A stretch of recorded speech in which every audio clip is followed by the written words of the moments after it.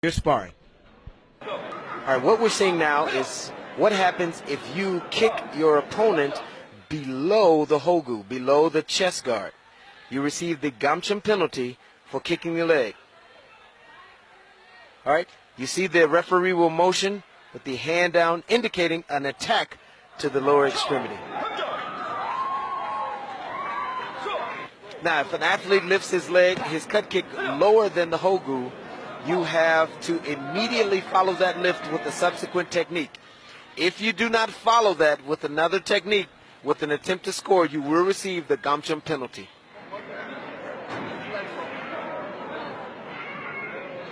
The red player attacked with a cut kick higher than the hogu, which is allowable. The blue player responded with a cut kick that was lower than the hogu, which, as we said, is not allowed, which is why he received the gamchum penalty. Again, which is signified with the crossed arms. The blue player lifted the cut kick lower than the hogu, but immediately followed it with a technique, which is allowable. As long as a technique immediately follows that technique, you are able to follow up without receiving a gamchum penalty. Red player pushed while the blue player was attempting a technique. Because he pushed while the blue player was attempting the technique, he received the gamchum penalty for pushing, and the blue player did not receive the gamchum penalty for falling. In a clinch, the blue player pushed to create space. The red player fell. He received the gamchum penalty for falling.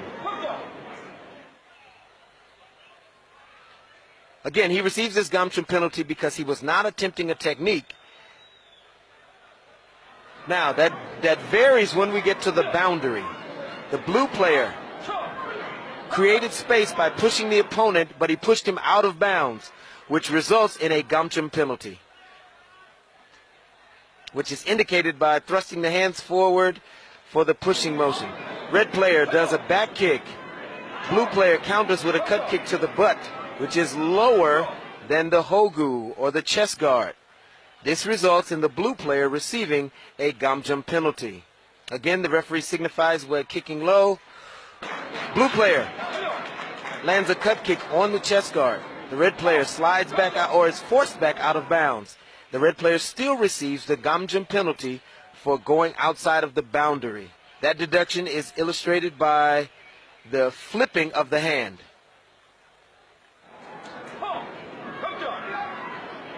Red player delivers a cut kick to the hogu. Blue player falls. He receives the falling penalty because he was kicked in a legal scoring area and fell. In a clinch, blue player delivers a hand technique to the face or to the head or anywhere above the collarbone. The blue player receives the gamchum penalty for striking the face.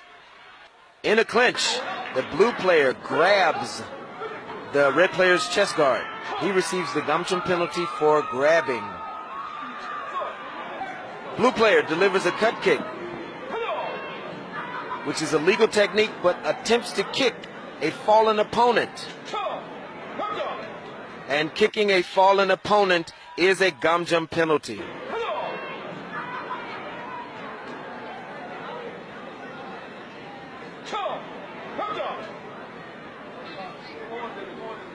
So even if an athlete lifts his leg for the cut kick and it's above the hogu and it's an acceptable height, you still have a maximum of 3 seconds to have your foot off the ground before you receive the gamchum penalty.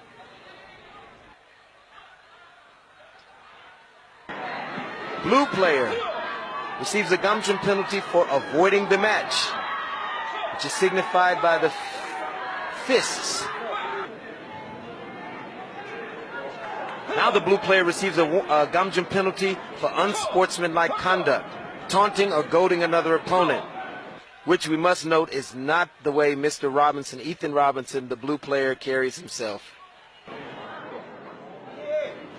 Here we have an irate coach who has gotten out of the 1 meter coaching square. He receives for his player a gamchum penalty for unsportsmanlike conduct. And then he attacks. Perhaps this young man has been worked too hard, and now he's having a fit. This, we hope, helps you understand some of the rule modifications that are in play as of 2017. As always, we strive to make sure that you completely understand the field of play so that you can give your very best in the field of play.